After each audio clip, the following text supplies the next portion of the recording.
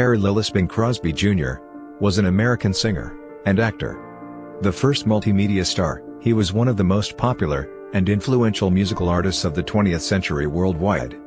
He was a leader in record sales, radio ratings, and motion picture grosses from 1926 to 1977. He was one of the first global cultural icons. He made over 70 feature films, and recorded more than 1,600 songs. His early career coincided with recording innovations that allowed him to develop an intimate singing style that influenced many male singers who followed, such as Frank Sinatra, Perry Como, Dean Martin, Dick Haymes, Elvis Presley, and John Lennon. Yank magazine said that he was the person who had done the most for the morale of overseas servicemen during World War II. In 1948, American polls declared him the most admired man alive, ahead of Jackie Robinson and Pope Pius XII. 6 in 1948, Music Digest estimated that his recordings filled more than half of the 80,000 weekly hours allocated to recorded radio music in America. Crosby won the Academy Award for Best Actor for his performance in Going My Way, 1944, and was nominated for its sequel, The Bells of St. Mary's, 1945, opposite Ingrid Bergman, becoming the first of 6 actors to be nominated twice for playing the same character. He was the #1 box office attraction for 5 consecutive years, 1944 to 1948. At his screen apex in 1946, Crosby starred in 3 of the year's 5 highest-grossing films, The Bells of St. Mary's, Blue Skies, and Road to Utopia. In 1963, Crosby received the first Grammy Global Achievement Award. He is one of 33 people to have 3 stars on the Hollywood Walk of Fame, in the categories of motion pictures, radio, and audio recording. He was also known for his collaborations with his friend Bob Hope, starring in The Road to films from 1940 to 1962. Crosby influenced the development of the post-World War II recording industry. After seeing a demonstration of a German broadcast-quality reel-to-reel tape recorder brought to the United States by John T. Mullen, he invested $50,000 in the California electronics company Ampex to build copies. He then persuaded ABC to allow him to tape his shows. He became the first performer to pre-record his radio shows, and mastered his commercial recordings onto magnetic tape. Crosby has been associated with the Christmas season since Irving Berlin's musical film Holiday Inn, in which he starred, and sang songs such as White Christmas, and Happy Holiday. Through audio recordings, he produced his radio programs with the same directorial tools, and craftsmanship, editing, retaking, rehearsal, time shifting, used in motion picture production, a practice that became the industry standard. In addition to his work with early audio tape recording, he helped finance the development of videotape, bought television stations, bred racehorses, and co-owned the Pittsburgh Pirates baseball team, during which time the team won 2 World Series, 1960 and 1971. Crosby was born on May 3, 1903, in Tacoma, Washington, in a house his father built at 1112 North J Street. In 1906, his family moved to Spokane in eastern Washington state, where he was raised. In 1913, his father built a house at 580 Sharp Avenue. The house sits on the campus of his alma mater, Gonzaga University, as a museum housing over 200 artifacts from his life and career, including his Oscar. He was the 4th of 7 children: brothers Lawrence Earl Larry, 1895 to 1975, Everett Nathaniel, 1896 to 1966, Edward John Ted, 1900 to 1973, and George Robert Bob, 1913 to 1993, and 2 sisters, Catherine Cordelia, 1904 to 1974, and Mary Rose, 1906 to 1990. His parents were Harry Lowe Crosby, 1870 to 1950, a bookkeeper, and Catherine Helen Kate, née Harrigan, 1873 to 1964. His mother was a second-generation Irish-American. His father was of Scottish and English descent. An ancestor, Simon Crosby, emigrated from England to New England in the 1630s during the Puritan migration to New England. Through another line, also on his father's side, Crosby is descended from Mayflower passenger William Brewster, circa 1567 to 1644, 24. In 1917, Crosby took a summer job as property boy at Spokane's Auditorium, where he witnessed some of the acts of the day, including Al Jolson, who held him spellbound with ad-libbing and parodies of Hawaiian songs. He later described Jolson's delivery as electric. Crosby graduated from Gonzaga High School in 1920, and enrolled at Gonzaga University. He attended Gonzaga for 3 years but did not earn a degree. As a freshman, he played on the university's baseball team. The university granted him an honorary doctorate in 1937. Gonzaga University houses a large collection of photographs, correspondence, and other material related to Crosby. On November 8, 1937, after Lux Radio Theater's adaptation of She Loves Me Not, Joan Blondell asked Crosby how he got his nickname. Crosby: "Well, I'll tell you, back in the knee breeches day, when I was a wee little tyke, a mere broth of a lad, as we say in Spokane, I used to totter around the streets, with a gun on each hip. My favorite after-school pastime was a game known as cops and robbers. I didn't care which side I was on. When a cop or robber came into view, I would haul out my trusty six-shooters, made of wood, and loudly exclaim 'Bing! Bing!' As my luckless victim fell clutching his side, I would shout 'Bing! Bing!' and I would let him have it again. And then as his friends came to his rescue, shooting as they came, I would shout 'Bing! Bing! Bing! Bing! Bing! Bing! Bing! Bing!' Blondell: I'm surprised they didn't call you Killer Crosby. Now tell me another story, Grandpa. Crosby: No, so help me, it's the truth, ask Mr. DeMille. DeMille: I'll vouch for it, Bing. As it happens, that story was pure whimsy for dramatic effect, the Associated Press had reported as early as February 1932. As would later be confirmed by both Bing himself, and his biographer Charles Thompson. That it was in fact a neighbor, Valentine Hobart, circa 1910, who had named him Bingo from Bingville after a comic feature in the local paper called the Bingville Bugle which the young Harry liked. In time, Bingo got shortened to Bing. In 1923, Crosby was invited to join a new band composed of high school students a few years younger than himself. Al and Miles Rinker, brothers of singer Mildred Bailey, James Heaton, Claire Pritchard, and Robert Pritchard, along with drummer Crosby, formed the Musicalators, who performed at dances both for high school students and clubgoers. The group performed on Spokane radio station KHQ, but disbanded after 2 years, 92 to 97. Crosby and Al Rinker obtained work at the Clemmer Theater in Spokane, now known as the Bing Crosby Theater.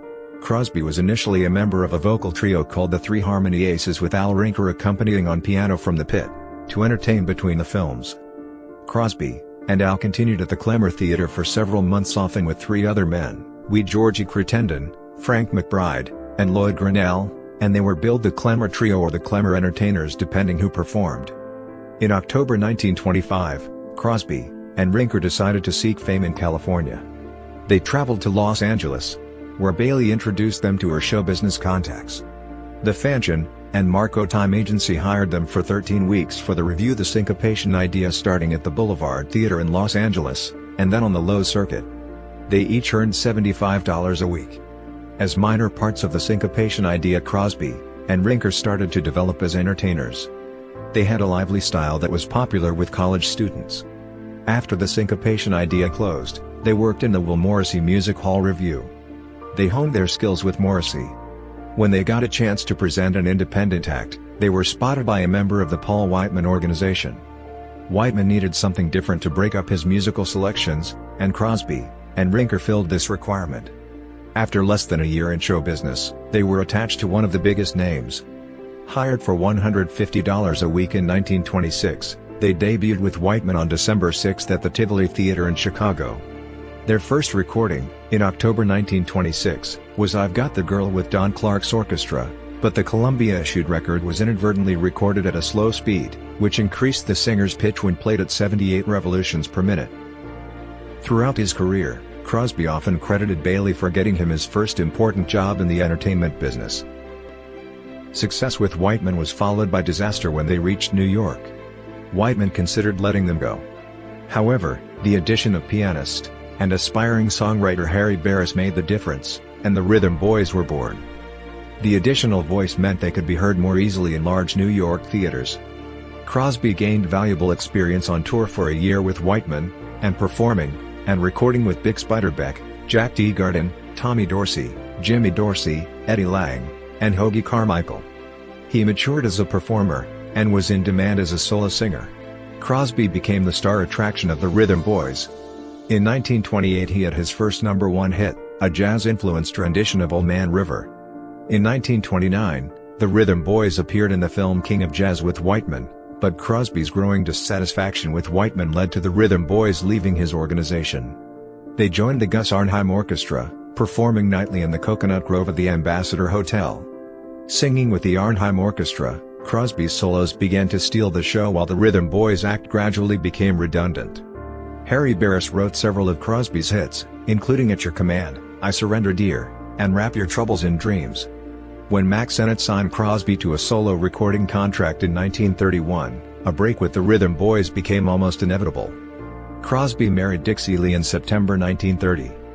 After a threat of divorce in March 1931, he applied himself to his career. 15 Minutes with Bing Crosby, his nationwide solo radio debut, began broadcasting on September 2, 1931. The weekly broadcast made him a hit. Before the end of the year, he signed with both Brunswick Records and CBS Radio. Out of Nowhere, Just One More Chance, At Your Command, and I Found $1 Million Baby, in a 5 and 10-cent store, were among the best-selling songs of 1931. 10 of the top 50 songs of 1931 included Crosby with others or as a solo act. A battle of the baritones with singer Russ Columbo proved short-lived, replaced with the slogan Bing was King. Crosby played the lead in a series of musical comedy short films for Mack Sennett, signed with Paramount, and starred in his first full-length film 1932's The Big Broadcast, 1932, the first of 55 films in which he received top billing. He would appear in 79 pictures. He signed a contract with Jack Kapp's new record company, Decca, in late 1934. His first commercial sponsor on radio was Cremo Cigars, and his fame spread nationwide.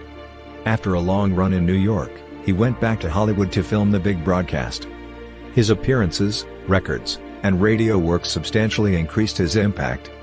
The success of his first film brought him a contract with Paramount, and he began a pattern of making 3 films a year.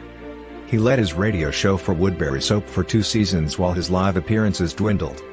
His records produced hits during the Depression when sales were down. Audio engineer Steve Hoffman stated, "By the way, Bing actually saved the record business in 1934 when he agreed to support Decca founder Jack Kapp's crazy idea of lowering the price of singles from $1 to 35 cents, and getting a royalty for records sold instead of a flat fee." Bing's name and his artistry saved the recording industry. All the other artists signed to Decca after Bing did. Without him, Jack Kapp wouldn't have had a chance in hell of making Decca work, and the Great Depression would have wiped out phonograph records for good. His social life was frantic. His first son Gary was born in 1933 with twin boys following in 1934.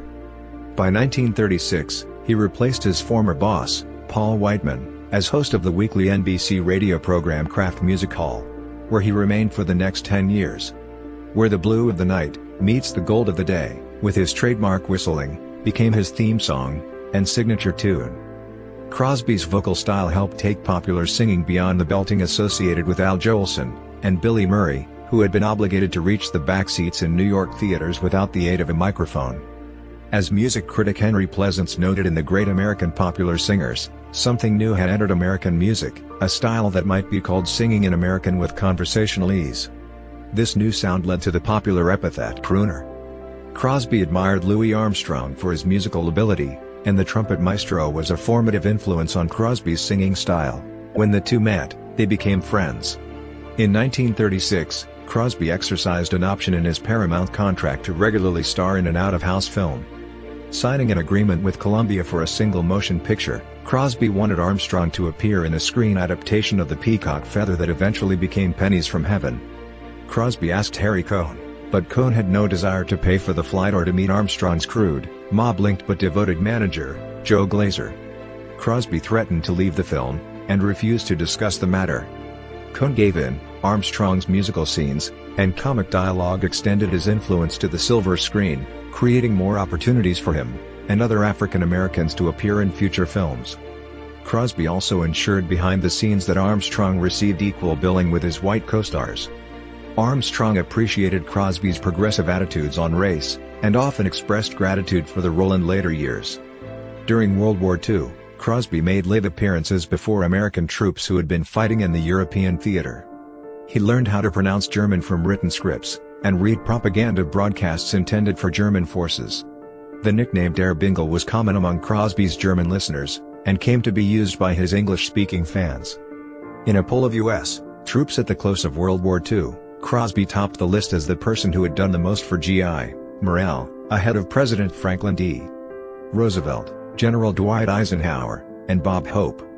The June 18, 1945, issue of Life magazine stated, "America's #1 star, Bing Crosby, has won more fans, made more money than any entertainer in history. Today he is a kind of national institution." In all, 60 million Crosby discs have been marketed since he made his first record in 1931. His biggest bestseller is White Christmas, 2 million impressions of which have been sold in the US, and 250,000 in Great Britain. 9 out of 10 singers and band leaders listen to Crosby's broadcasts each Thursday night, and follow his lead. The day after he sings a song over the air, any song, some 50,000 copies of it are sold throughout the US. Time and again Crosby has taken some new or unknown ballad, has given it what is known in trade circles as the Big Goose, and made it a hit single-handed, and overnight. Precisely what the future holds for Crosby neither his family nor his friends can conjecture. He has achieved greater popularity, made more money, attracted vaster audiences than any other entertainer in history. And his star is still in the ascendant. His contract with Decca runs until 1955. His contract with Paramount runs until 1954. Records which he made 10 years ago are selling better than ever before. The nation's appetite for Crosby's voice and personality appears insatiable. To soldiers overseas, and to foreigners he has become a kind of symbol of America, of the amiable, humorous citizen of a free land. Crosby, however, seldom bothers to contemplate his future. For one thing, he enjoys hearing himself sing, and if ever a day should dawn when the public wearies of him, he will complacently go right on singing to himself. The biggest hit song of Crosby's career was his recording of Irving Berlin's White Christmas, which he introduced on a Christmas Day radio broadcast in 1941. A copy of the recording from the radio program is owned by the estate of Bing Crosby, and was loaned to CBS Sunday Morning for their December 25, 2011, program. The song appeared in his films Holiday Inn, 1942, and, a decade later, in White Christmas, 1954. His record hit the charts on October 3, 1942, and rose to #1 on October 31, where it stayed for 11 weeks. A holiday perennial, the song was repeatedly re-released by Decca, charting another 16 times. It topped the charts again in 1945, and a third time in January 1947. The song remains the best-selling single of all time. His recording of White Christmas has sold over 50 million copies around the world. His recording was so popular that he was obliged to re-record it in 1947 using the same musicians and backup singers. The original 1942 master had become damaged due to its frequent use in pressing additional singles. In 1977, after Crosby died, the song was re-released, and reached No. 5 in the UK singles chart.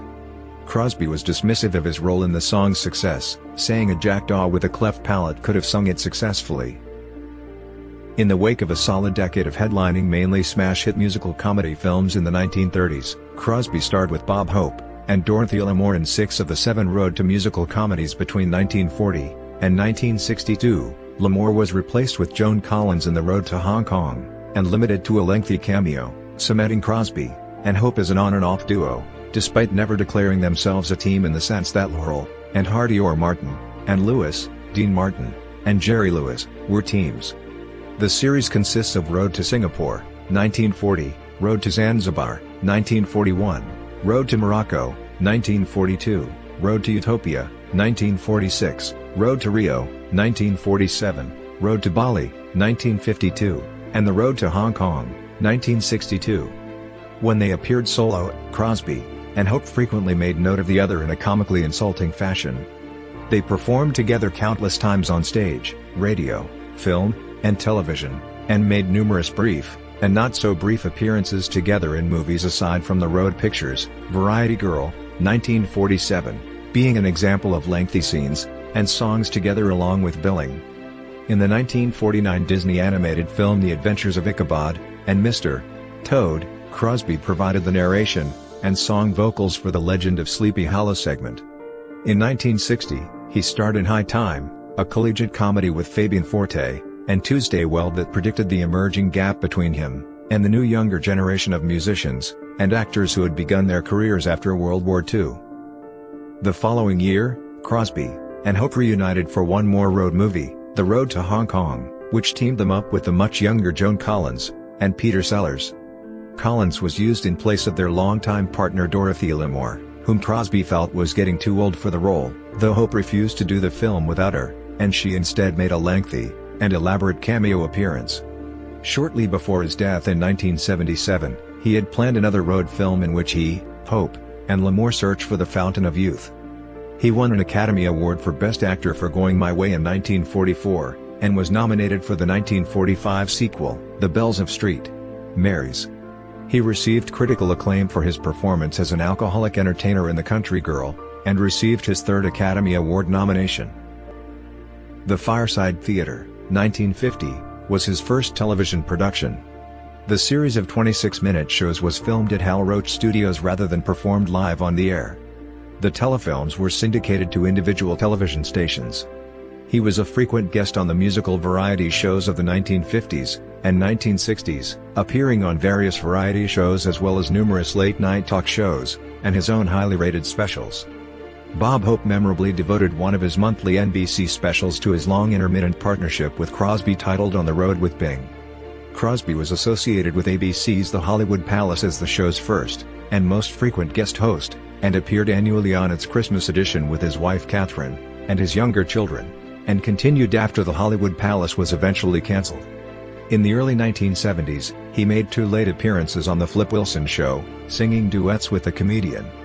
His last TV appearance was a Christmas special, Merry Old Christmas, taped in London in September 1977, and aired weeks after his death.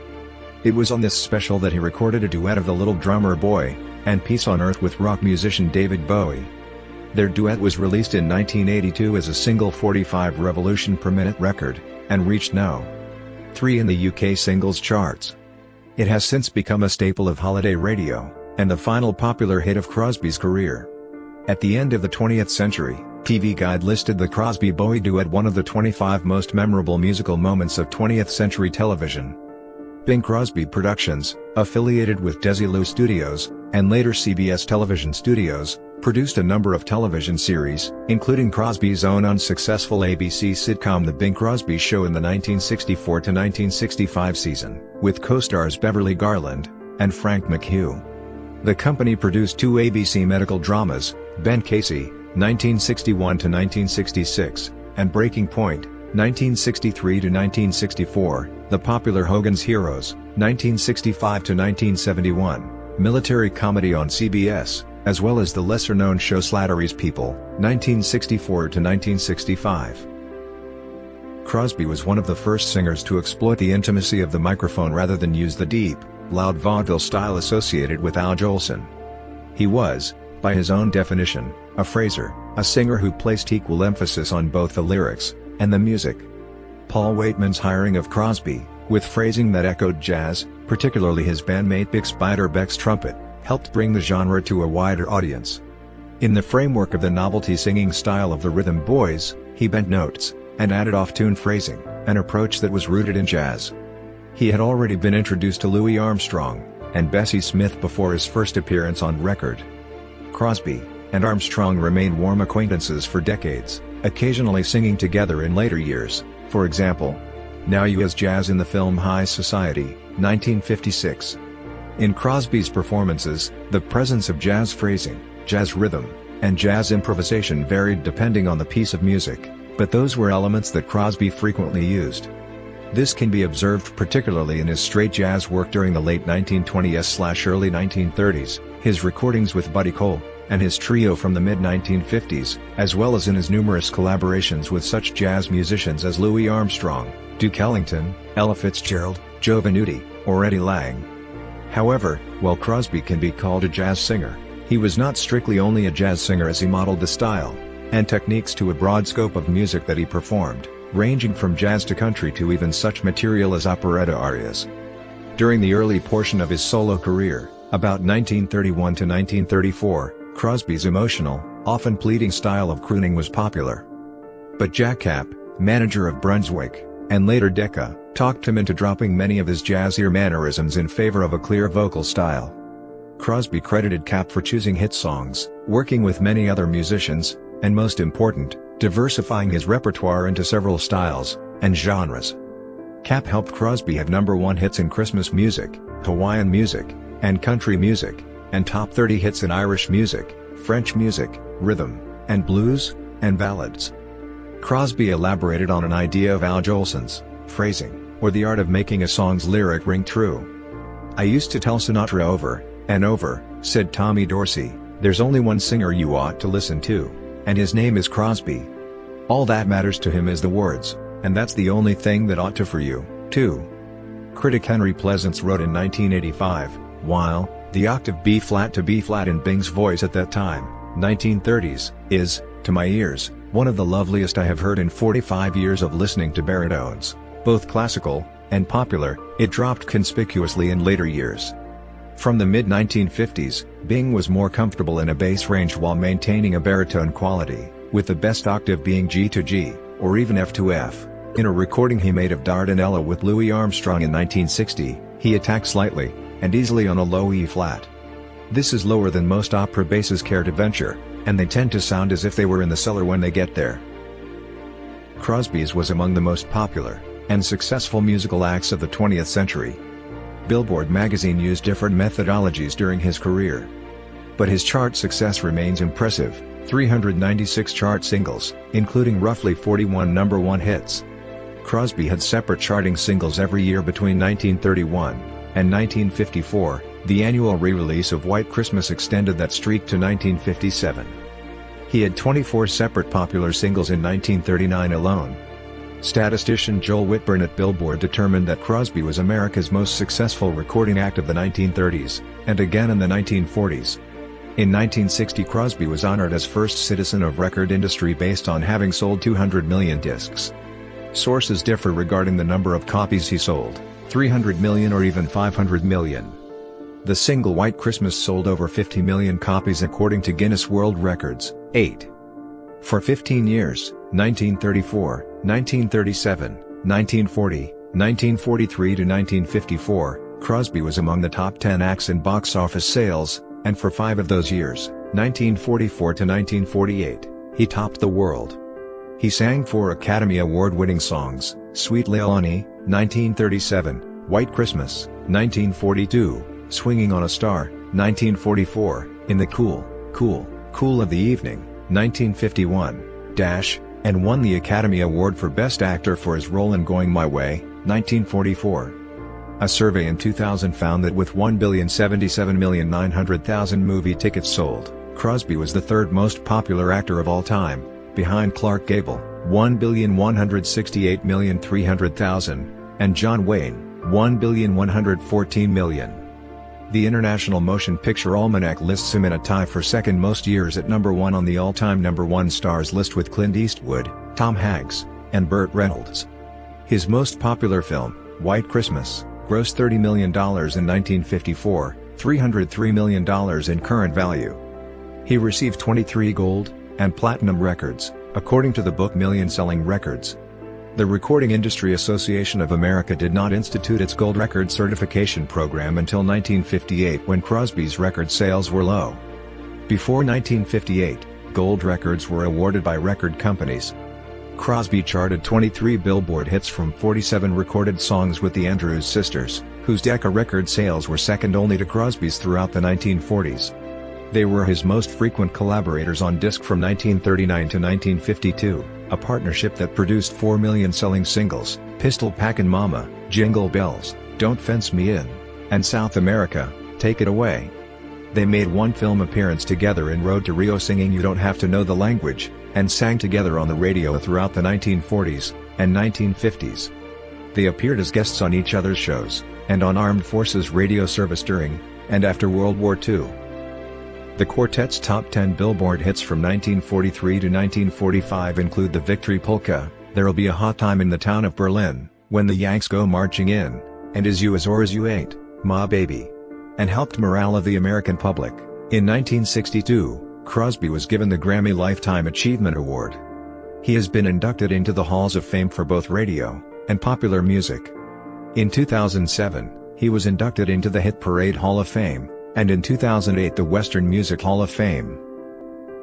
Crosby's popularity around the world was such that Dorothy Masuka, the best-selling African recording artist, stated that, "Only Bing Crosby, the famous American crooner, sold more records than me in Africa." His great popularity throughout the continent led other African singers to emulate him, including Masuka, Dolly Ratebe, and Miriam Makeba, known locally as the Bing Crosby of Africa. Presenter Mike Douglas commented in a 1975 interview, "During my days in the Navy in World War II, I remember walking the streets of Calcutta, India, on the coast. It was a lonely night, so far from my home, and from my new wife, General. I needed something to lift my spirits. As I passed a Hindu sitting on the corner of a street, I heard something surprisingly familiar. I came back to see the man playing one of those old vitrolas, like those of RCA with the horn speaker. The man was listening to Bing Crosby sing, 'Accentuate the Positive.' I stopped, and smiled in grateful acknowledgement. The Hindu nodded, and smiled back. The whole world knew, and loved Bing Crosby. His popularity in India led many Hindu singers to imitate, and emulate him, notably Kishore Kumar, considered the Bing Crosby of India. Throughout Europe, and Russia, Crosby was also known as Darabingle, a pseudonym coined in 1944 by Bob Musil, an American journalist based in London, after Crosby had recorded 3 15-minute programs with Jack Russin for broadcast to Germany from EBC. According to Shoshana Klebanoff, Crosby became one of the richest men in the history of show business. He had investments in real estate, mines, oil wells, cattle ranches, racehorses, music publishing, baseball teams, and television. He made a fortune from the Minute Maid Orange Juice Corporation, in which he was a principal stockholder. During the golden age of radio, performers had to create their shows live, sometimes even redoing the program a second time for the West Coast time zone. Crosby had to do 2 live radio shows on the same day, 3 hours apart, for the East and West Coasts. Crosby's radio career took a significant turn in 1945, when he clashed with NBC over his insistence that he be allowed to pre-record his radio shows. The live production of radio shows was also reinforced by the Musicians Union, and ASCAP, which wanted to ensure continued work for their members. In On the Air, the Encyclopedia of Old-Time Radio, John Dunning wrote about German engineers having developed a tape recorder with a near-professional broadcast quality standard. Crosby saw an enormous advantage in pre-recording his radio shows. The scheduling could now be done at the star's convenience. He could do 4 shows a week, if he chose, and then take a month off. But the networks and sponsors were adamantly opposed. The public wouldn't stand for canned radio, the networks argued. There was something magical for listeners in the fact that what they were hearing was being performed, and heard live everywhere, at that precise instant. Some of the best moments in comedy came when a line was blown, and the star had to rely on wit to rescue a bad situation. Fred Allen, Jack Benny, Phil Harris, and also Crosby were masters at this, and the networks weren't about to give it up easily. Crosby's insistence eventually factored into the further development of magnetic tape sound recording, and the radio industry's widespread adoption of it. He used his clout, both professionally and financially, for innovations in audio. But NBC and CBS refused to broadcast pre-recorded radio programs. Crosby left the network, and remained off the air for 7 months, creating a legal battle with his sponsor Kraft that was settled out of court. He returned to broadcasting for the last 13 weeks of the 1945 to 1946 season. The Mutual Network, on the other hand, pre-recorded some of its programs as early as 1938 for The Shadow with Orson Welles. ABC was formed from the sale of the NBC Blue Network in 1943 after a federal antitrust suit, and was willing to join Mutual in breaking the tradition. ABC offered Crosby $30,000 per week to produce a recorded show every Wednesday that would be sponsored by Philco. He would get an additional $40,000 from 400 independent stations for the rights to broadcast the 30-minute show, which was sent to them every Monday on 3 16-inch, 40-centimeter, lacquer discs that played 10 minutes per side at 33 1/3 RPM. Murdo Mackenzie of Bing Crosby Enterprises had seen a demonstration of the German magnetophone in June 1947. The same device that Jack Mullen had brought back from Radio Frankfurt with 50 reels of tape, at the end of the war. It was one of the magnetic tape recorders that BASF and AG had built in Germany starting in 1935. The 6 5mm ferric oxide-coated tape could record 20 minutes per reel of high-quality sound. Alexander M. Ponyatov ordered Ampex, which he founded in 1944, to manufacture an improved version of the magnetophone. Crosby hired Mullen to start recording his Philco radio time show on his German-made machine in August 1947 using the same 50 reels of IG. Farben magnetic tape that Mullen had found at a radio station at Bad Nauheim near Frankfurt while working for the U.S. Army Signal Corps. The advantage was editing. As Crosby wrote in his autobiography, "By using tape, I could do a 35 or 40-minute show, then edit it down to the 26 or 27 minutes the program ran.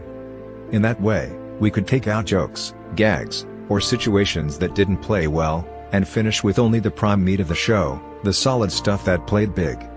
We could also take out the songs that didn't sound good. It gave us a chance to first try a recording of the songs in the afternoon without an audience, then another one in front of a studio audience. We dubbed the one that came off best into the final transcription. It gave us a chance to ad-lib as much as we wanted, knowing that excess ad-libbing could be sliced from the final product. If I made a mistake in singing a song or in the script, I could have some fun with it, then retain any of the fun that sounded amusing." Mullen's 1976 memoir of these early days of experimental recording agrees with Crosby's account. In the evening, Crosby did the whole show before an audience. If he muffed a song then, the audience loved it. Thought it was very funny. But we would have to take out the show version, and put in one of the rehearsal takes. Sometimes, if Crosby was having fun with a song, and not really working at it, we had to make it up out of 2 or 3 parts. This ad-lib way of working is commonplace in the recording studios today, but it was all new to us. Crosby invested $50,000 in Ampex with the intent to produce more machines. In 1948, the second season of Philco shows was recorded with the Ampex Model 200A, and Scotch 111 tape from 3M. Mullen explained how one new broadcasting technique was invented on the Crosby Show with these machines. One time Bob Burns, the hillbilly comic, was on the show, and he threw in a few of his folksy farm stories, which of course were not in Bill Morrow's script. Today they wouldn't seem very off-color, but things were different on radio then. They got enormous laughs, which just went on, and on. We couldn't use the jokes, but Bill asked us to save the laughs. A couple of weeks later he had a show that wasn't very funny, and he insisted that we put in the salvaged laughs. Thus the laugh track was born. Crosby started the tape recorder revolution in America. In his 1950 film Mr.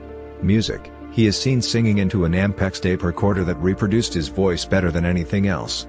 Also quick to adopt tape recording was his friend Bob Hope. He gave one of the first Ampex Model 300 recorders to his friend, guitarist Les Paul, which led to Paul's invention of multitrack recording. His organization, the Crosby Research Foundation, held tape recording patents, and developed equipment and recording techniques such as the laugh track that are still in use. With Frank Sinatra, Crosby was one of the principal backers for the United Western Recorders studio complex in Los Angeles. Mullen continued to work for Crosby to develop a videotape recorder, VTR. Television production was mostly live television in its early years, but Crosby wanted the same ability to record that he had achieved in radio. The Fireside Theater, 1950, sponsored by Procter & Gamble, was his first television production. Mullen had not yet succeeded with videotape, so Crosby filmed the series of 26-minute shows at the Hal Roach Studios, and the telefilms were syndicated to individual television stations. Crosby continued to finance the development of videotape. Bing Crosby Enterprises gave the world's first demonstration of videotape recording in Los Angeles on November 11, 1951. Developed by John T. Mullen and Wayne R. Johnson since 1950, the device aired what were described as blurred and indistinct images, using a modified Ampex 200 tape recorder, and standard quarter-inch, 6.3mm, audio tape moving at 360 inches, 9.1 meters, per second. A Crosby-led group purchased station KCOP-TV, in Los Angeles, California, in 1954. Nuffy Corporation and Crosby purchased television station KPTV in Portland, Oregon, for $4 million on September 1, 1959. In 1960, Nuffy purchased KCOP from Crosby's group.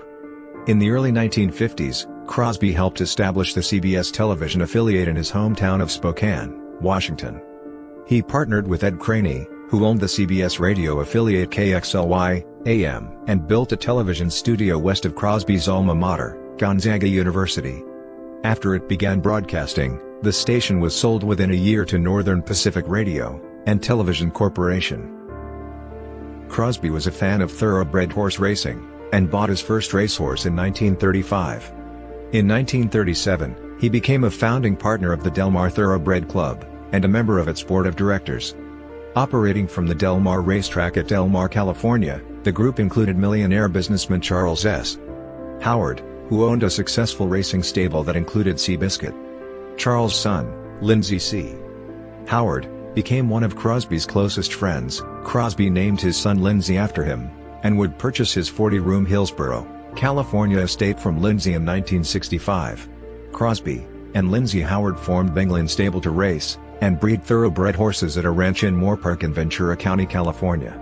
They also established the Bingland Stock Farm in Argentina, where they raced horses at Hipódromo de Palermo in Palermo, Buenos Aires. A number of Argentine-bred horses were purchased and shipped to race in the United States. On August 12, 1938, the Del Mar Thoroughbred Club hosted a $25,000 winner-take-all match race won by Charles S. Howard Seabiscuit over Bingland's horse Ligarotti. In 1943, Bingland's horse Don Bingo won the Suburban Handicap at Belmont Park in Elmont, New York. The Bingland Stable partnership came to an end in 1953 as a result of a liquidation of assets by Crosby, who needed to raise enough funds to pay the hefty federal and state inheritance taxes on his deceased wife's estate. The Bing Crosby Breeders' Cup Handicap at Del Mar Racetrack is named in his honor. Crosby had a keen interest in sports. In the 1930s, his friend and former college classmate, Gonzaga head coach, Mike Pekarovich, appointed Crosby as an assistant football coach. From 1946 until his death, he owned a 25% share of the Pittsburgh Pirates. Although he was passionate about the team, he was too nervous to watch the deciding Game 7 of the 1960 World Series, choosing to go to Paris with Catherine and listen to its radio broadcast. Crosby had arranged for Apex, another of his financial investments, to record the NBC telecast on Kinescope.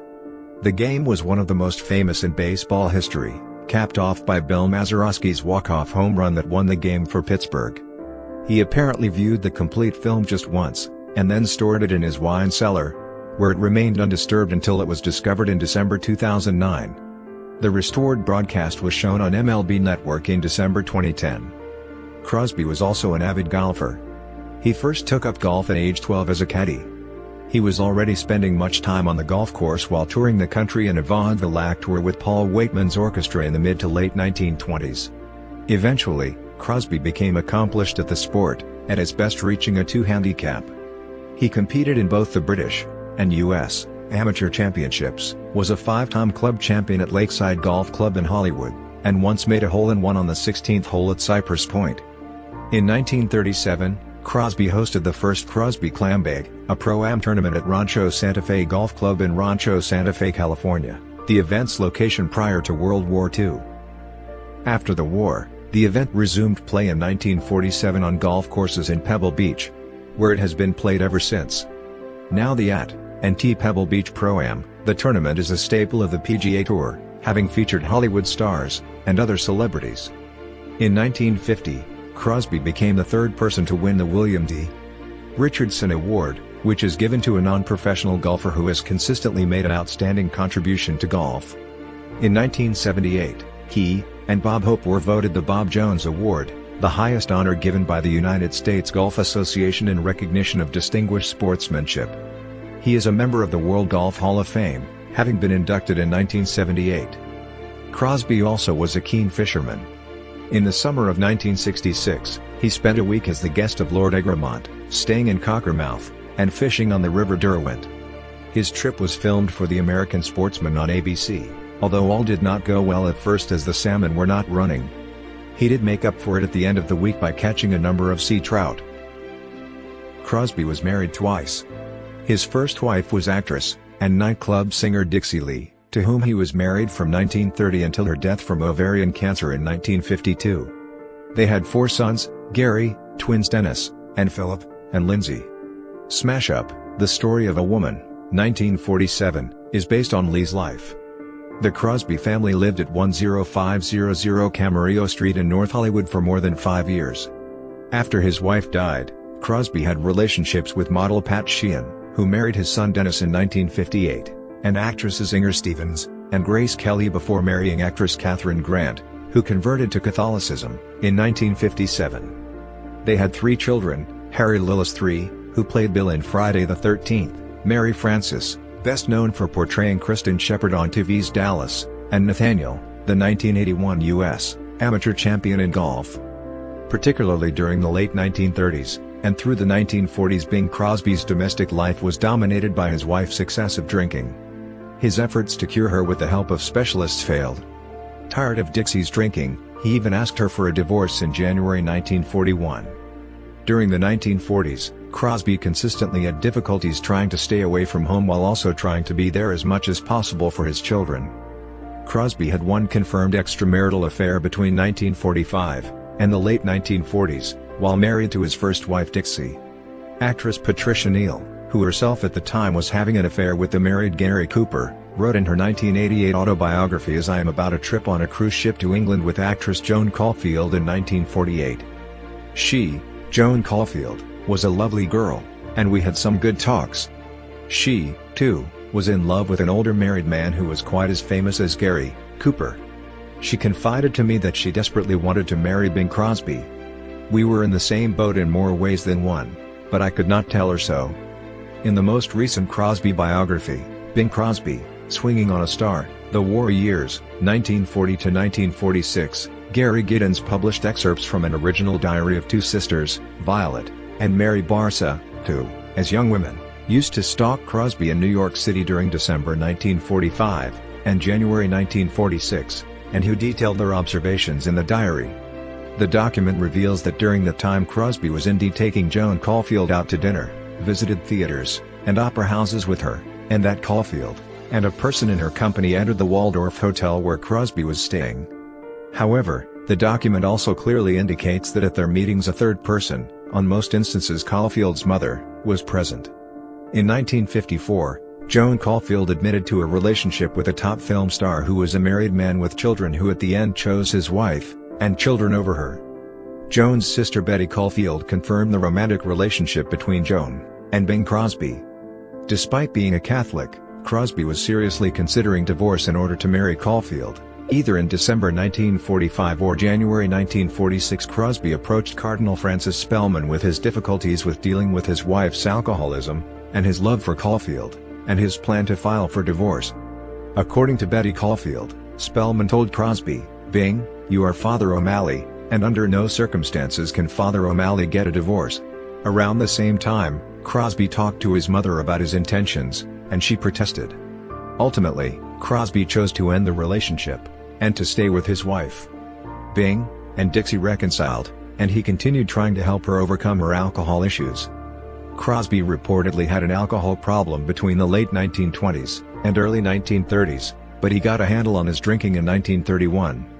Crosby told Barbara Walters in a 1977 televised interview that he thought marijuana should be legalized because he figured it would make it much easier for the authorities to have a proper legal control over the market.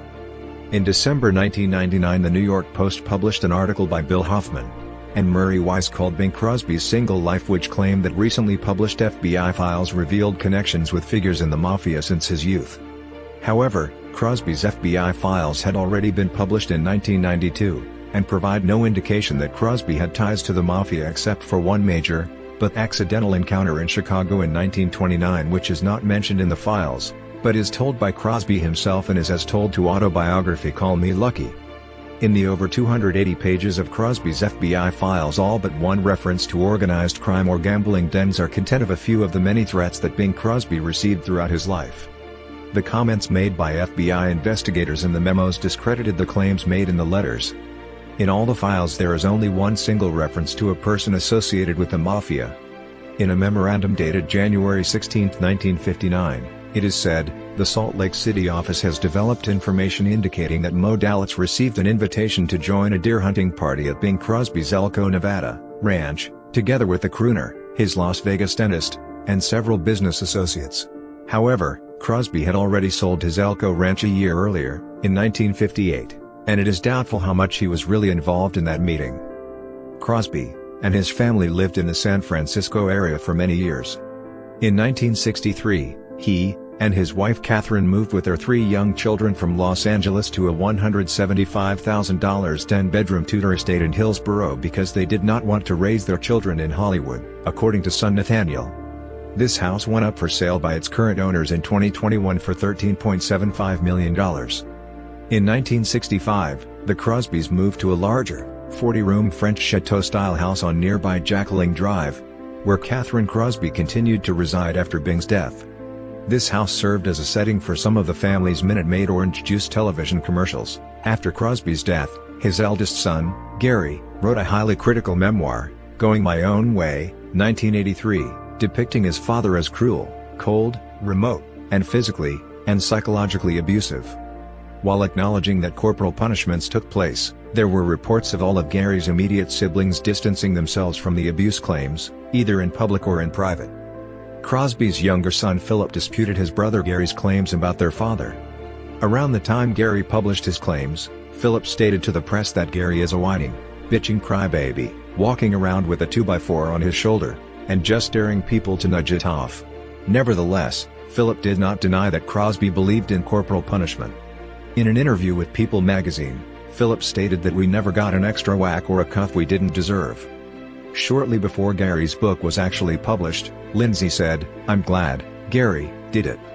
I hope it clears up a lot of the old lies and rumors." Unlike Gary, Lindsay stated that he preferred to remember all the good things I did with my dad, and forget the times that were rough. Lindsay Crosby supported his brother, Gary, at the time of its publication but had a tempered view of its revelations. "I never expected affection from my father, so it didn't bother me," he once told an interviewer. However, after the book was published, Lindsay addressed the abuse claims, and what the media had made out of them. "He was a good father. It was a happy childhood. We had our differences, but we were raised to respect our parents, to do what they said. If we didn't, we got punished." As far as I know, Gary wrote it because it was about himself, and what he felt his life was about. I don't think it had anything to do with Daddy Dearest. I understand what he's trying to prove. I don't think he did anything wrong. Dennis Crosby reportedly said his older brother, Gary, was the most severely treated of the 4 boys. "He got the first licking, and we got the second." Gary's first wife of 19 years, Barbara Cosentino, of whom Gary wrote in his book, "I could confide in her about Mom and Dad and my childhood," and with whom Gary stayed friendly after the divorce, stated, "I do not know if what's in the book is true, but he never said anything to me about whippings. I think it all got a little out of hand. I certainly never witnessed anything between him and his father. I couldn't believe it when I read the book because it just didn't sound like Gary. I can't pinpoint it. Gary said to me before I read it, 'It's not the same book I wrote.'" Gary Crosby's adopted son, Stephen Crosby, said in a 2003 interview, "In the early years, I think, like any family, you are going to butt heads with your mom, your dad, and your brothers and sisters.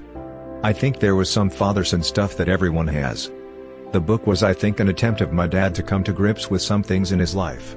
Bing's younger brother, singer, and jazz band leader Bob Crosby, recalled at the time of Gary's revelations that Bing was a disciplinarian, as their mother and father had been. He added, "We were brought up that way."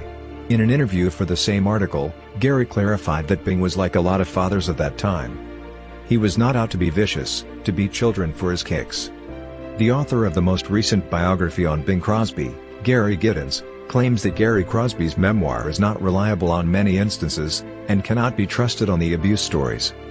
Crosby's will established a blind trust in which none of the sons received an inheritance until they reached the age of 65, intended by Crosby to keep them out of trouble. They were instead receiving several $1,000s per month from a trust left in 1952 by their mother, Dixie Lee. The trust, tied to high-performing oil stocks, folded in December 1989 following the 1980s oil glut. Lindsay Crosby died in 1989 at age 51, and Dennis Crosby died in 1991 at age 56, both by suicide from self-inflicted gunshot wounds. Gary Crosby died of lung cancer in 1995 at age 62, and Philip Crosby died of a heart attack in 2004 at age 69. Widow Catherine Crosby dabbled in local theater productions intermittently, and appeared in television tributes to her late husband.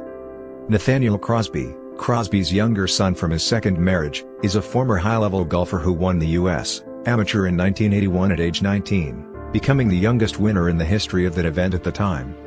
Harry Crosby is an investment banker who occasionally makes singing appearances. Denise Crosby, Dennis Crosby's daughter, is also an actress, and is known for her role as Tasha Yar on Star Trek: The Next Generation, and for the recurring role of the Romulan Sela after her withdrawal from the series as a regular cast member. She also appeared in the 1989 film adaptation of Stephen King's novel Pet Sematary. In 2006, Crosby's niece through his sister Mary Rose, Carolyn Schneider, published the laudatory book Me and Uncle Bing. There have been disputes between Crosby's two families beginning in the late 1990s. When Dixie died in 1952, her will provided that her share of the community property be distributed in trust to her sons. After Crosby's death in 1977, he left the residue of his estate to a marital trust for the benefit of his widow, Catherine, and HLC Properties, Limited, was formed for the purpose of managing his interests, including his right of publicity.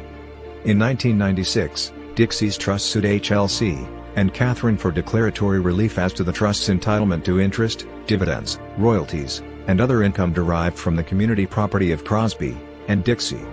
In 1999, the parties settled for approximately $1.5 million, relying on a retroactive amendment to the California Civil Code. Dixie's trust brought suit again, in 2010, alleging that Crosby's right of publicity was community property, and that Dixie's trust was entitled to a share of the revenue it produced. The trial court granted Dixie's trust's claim.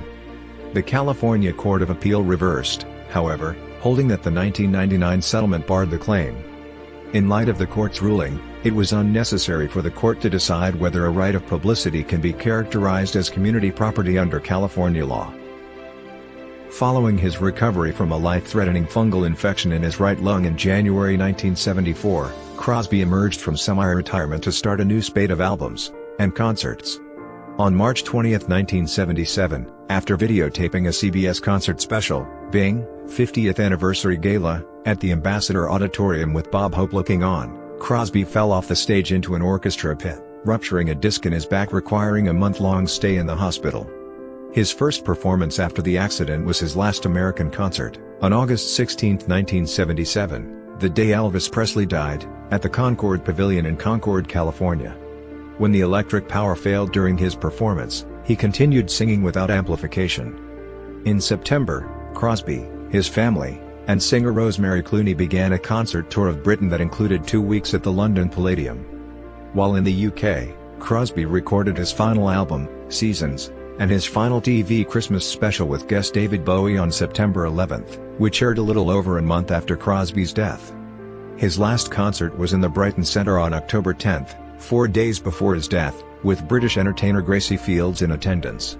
The following day he made his final appearance in a recording studio, and sang 8 songs at the BBC's Maida Vale studios for a radio program, which also included an interview with Alan Dell. Accompanied by the Gordon Rose Orchestra, Crosby's last recorded performance was of the song Once in a While. Later that afternoon, he met with Chris Harding to take photographs for the Seasons album jacket. On October 13, 1977, Crosby flew alone to Spain to play golf and hunt partridge. On October 14, at the La Moraleja golf course near Madrid, Crosby played 18 holes of golf. His partner was World Cup champion Manuel Pinheiro, their opponents were club president Cesar de Zulueta, and Valentin Barrios.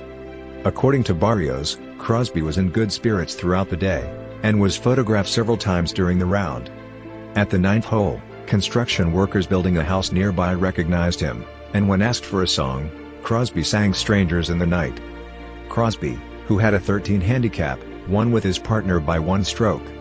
At about 6:30 p.m., as Crosby and his party headed back to the clubhouse, Crosby said, "That was a great game of golf, fellas. Let's go have a Coca-Cola." These were his last words. About 20 yards, 18 meters, from the clubhouse entrance, Crosby collapsed, and died instantly from a massive heart attack. At the clubhouse, and later in the ambulance, House Physician Drive, Laseka tried to revive him, but was unsuccessful. At Reina Victoria Hospital he was administered the last rites of the Catholic Church, and was pronounced dead. He was 74 years old. On October 18, 1977, following a private funeral mass at St. Paul's Catholic Church in Westwood, Crosby was buried at Holy Cross Cemetery in Culver City, California. Crosby is a member of the National Association of Broadcasters Hall of Fame in the radio division. The family created an official website on October 14, 2007, the 30th anniversary of Crosby's death. In his autobiography Don't Shoot, It's Only Me, 1990, Bob Hope wrote, "Dear old Bing, as we called him, the economy-sized Sinatra. And what a voice. God, I miss that voice. I can't even turn on the radio around Christmas time without crying anymore." Calypso musician Roaring Lion wrote a tribute song in 1939 titled Bing Crosby, in which he wrote, "Bing has a way of singing with his very heart and soul, which captivates the world. His millions of listeners never fail to rejoice at his golden voice." Bing Crosby Stadium in Front Royal, Virginia, was named after Crosby in honor of his fundraising and cash contributions for its construction from 1948 to 1950. In 2006, the former Metropolitan Theater of Performing Arts, the Met, in Spokane, Washington, was renamed to the Bing Crosby Theater. Crosby has 3 stars on the Hollywood Walk of Fame, 1 each for radio, recording, and motion pictures. Crosby wrote or co-wrote lyrics to 22 songs. His composition At Your Command was #1 for 3 weeks on the U.S. Pop Singles chart beginning on August 8, 1931. I Don't Stand a Ghost of a Chance with You is his most successful composition, recorded by Duke Ellington, Frank Sinatra, Thelonious Monk, Billie Holiday, and Mildred Bailey, among others. Songs co-written by Crosby include That's Grandma, 1927, with Harry Barris and James Cavanaugh. From Monday On, 1928, with Harry Barris, and recorded with the Paul Whiteman Orchestra featuring Big Spider Beck on cornet, number 14 on U.S. Pop Singles charts. What Price lyrics? 1928, with Harry Barris and Matty Malneck. Everything's Agreed Upon, 1930, with Harry Barris. At Your Command, 1931, with Harry Barris and Harry Tobias, U.S., #1, 3 weeks. Believe Me, 1931, with James Cavanaugh and Frank Weldon. Where the Blue of the Night Meets the Gold of the Day, 1931, with Roy Turk and Fred Allard, U.S., No. 4, U.S., 1940 re-recording, No. 27. You Taught Me How to Love, 1931, with H.C. LeBlanc and Don Herman. I Don't Stand a Ghost of a Chance with You, 1932, with Victor Young and Ned Washington, U.S., No. 5. My Woman, 1932, with Irving Wallman and Max Wartell. Courtesy Pie, 1932, with Red Standix and Chummy McGregor. I Was So Alone, Suddenly You Were There, 1932, with Lee Harlan, Jack Stern, and George Hamilton. Love Me Tonight, 1932, with Victor Young and Ned Washington, U.S., No. 4. Waltzing in a Dream, 1932, with Victor Young and Ned Washington, U.S., number 6. You're Just a Beautiful Melody of Love, 1932, lyrics by Bing Crosby, music by Babe Goldberg. Where Are You, Girl of My Dreams, 1932, written by Bing Crosby, Irving Bebo, and Paul McVeigh, featured in the 1932 Universal film The Coens and Kellys in Hollywood. I Would If I Could But I Can't, 1933, with Mitchell Parrish and Alan Gray. Where the Turf Meets the Surf, 1941, with Johnny Burke and James V. Monaco. Tenderfoot, 1953, with Bob Bowen and Perry Botkin, originally issued using the pseudonym of Bill Brill for Bing Crosby. Domenica, 1961, with Pietro Garini, Gorny Kramer, Sandro Giovannini. That's What Life Is All About, 1975, with Ken Barnes, Peter Dacre, and Les Reed, U.S., AC chart, No. 35, UK, No. 41. Sail Away from Norway, 1977, Crosby wrote lyrics to go with the traditional song. 4 performances by Bing Crosby have been inducted into the Grammy Hall of Fame, which is a special Grammy award established in 1973 to honor recordings that are at least 25 years old, and that have qualitative or historical significance.